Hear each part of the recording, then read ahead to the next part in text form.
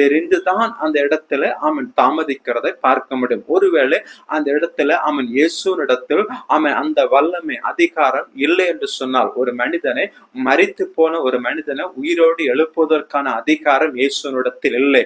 ஒருவேளை இயேசுவினிடத்தில் வியாதியா இருக்கிறவர்களை சுகமாக்குவதற்கான அதிகாரம் மட்டும்தான் இயேசுவினிடத்தில் உண்டு என்று சொன்னால், ஒருவேளை அந்த இடத்தில் இயேசு தாமதிக்காமல் துரிதமாய் அந்த வீட்டுக்கு போய் சேர்ந்திருப்பார்.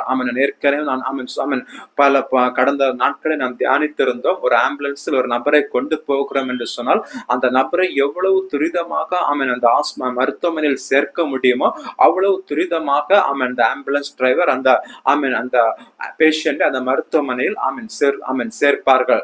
இதே போலதான் ஒருவேளை அந்த இயேசுவினிடத்தில் அந்த மகளை இந்த வியாதியிலிருந்து விடுவிப்பதற்கான